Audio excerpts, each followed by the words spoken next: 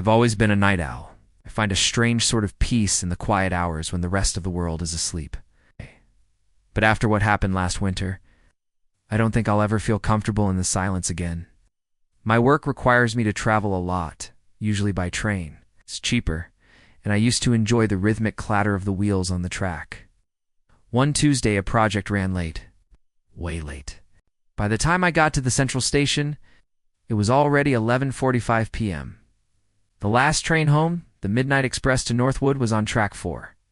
The main concourse was practically a ghost town. It's just me and the echoes of a million daily commuters. It felt heavy. You know that feeling? It's when a place that should be bustling is dead silent. It's like the air itself is holding its breath.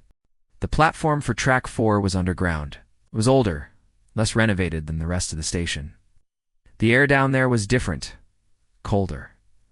It smelled of damp concrete and ozone. So there I was, completely alone on the long, narrow platform. Just me, my phone, and the low hum of the station. I remember thinking it was kind of peaceful, a moment to decompress before heading home. That was my first mistake. Never let your guard down. After about 5 minutes, I heard it. Footsteps, slow, deliberate, coming down the stopped escalator I had just used. I wasn't startled, more relieved. Glad not to be the only one waiting in this morgue. But when the person came into view under the harsh platform lights, that feeling vanished. An old woman stood at the bottom of the escalator. She was wearing a dated floral print dress, completely unsuitable for the cold, rainy weather. But it was her face that made my blood run cold. She was smiling. A wide, fixed, unnatural smile. Her eyes were locked directly on me. She didn't move. She just stood there, about 50 feet away, with this impossibly wide grin plastered on her face. Her eyes never blinked. I tried to give her a polite nod, the way you do with strangers. She didn't react. It was like looking at a photograph. A very, very creepy photograph. I told myself she was just some harmless eccentric. The city's full of them. But I couldn't shake the feeling of being watched. It was predatory. After a minute that felt like an hour, I glanced up again. She was gone. Just vanished. I looked left, right. Nothing. There were no exits near where she was standing. She had simply ceased to be there. Suddenly, the PA system crackled to life. A high-pitched squeal of feedback echoed through the platform, then the standard automated female voice began. The train is now approaching. Track 4 is the voice cut out. Then it returned, but it was different. It was distorted, layered. Underneath the robotic voice was another sound. A dry, rasping cackle. The midnight. Train, please stand behind the yellow line. Stand behind the line for USEs. The PA system clicked off. At S, when my brain went from this is weird to I am in danger. The way it said S ... it felt personal. I grabbed my bag, ready to bolt. But then I saw him. At the far end of the platform, another figure emerged from the gloom. A man in a suit.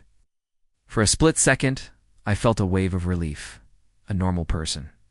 He walked towards the center of the platform, but his walk was wrong. It was jerky, disjointed, like a puppet with tangled strings. He stopped about 30 feet away, facing the tracks, his back to me. I let out a nervous cough. A split second later, the man in the suit performed the exact same cough. The sound was identical, a perfect echo. My heart stopped. To test it, I cleared my throat. Immediately, he cleared his throat, the sound of flawless copy. It was mirroring me. Every small involuntary sound. This thing wasn't real.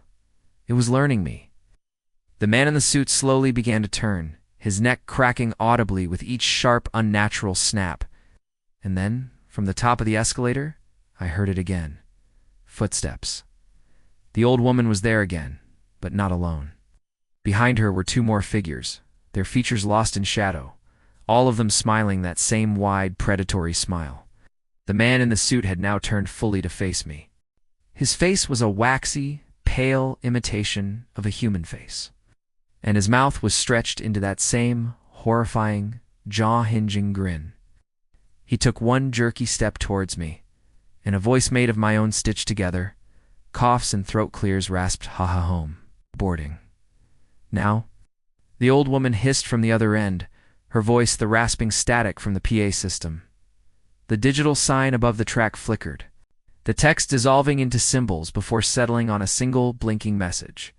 Get on. They started closing in from both sides, shuffling and jerking, their joints popping. A low rumble began. The train. It slid into the station with no horn, no roar, just a deep hum. The windows were all pitch black. The doors directly in front of me hissed open. Inside, the car was dark, but it was not empty. It was filled with dozens of figures, all standing perfectly still, all turned towards me.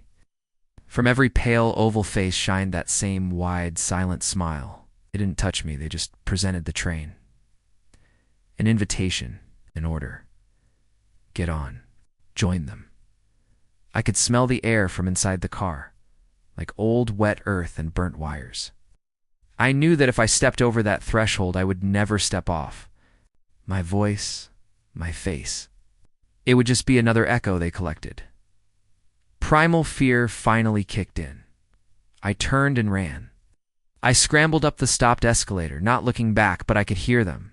It wasn't the sound of pursuit. It was the sound of my own frantic footsteps, my own panicked gasps for air, all being mimicked and thrown back at me from the platform below. A perfect, mocking echo of my terror. I burst out into the main concourse and slammed through the doors into the rainy city night. I ran 4 blocks until I finally collapsed into the back of a taxi, gasping for the driver to just go. I never told anyone the full story. Who would believe me? And for a while, in the safety of my apartment, I almost convinced myself I had hallucinated it all. Almost. Because sometimes when the house is quiet, I hear things. A floorboard creaks upstairs when I'm the only one home. When I hold my breath to listen, the creak comes again. A perfect mimic. The other night, I was trying to fall asleep. From the street below, faint and clear in the dead of night, I heard a sound. A single, distinct cough.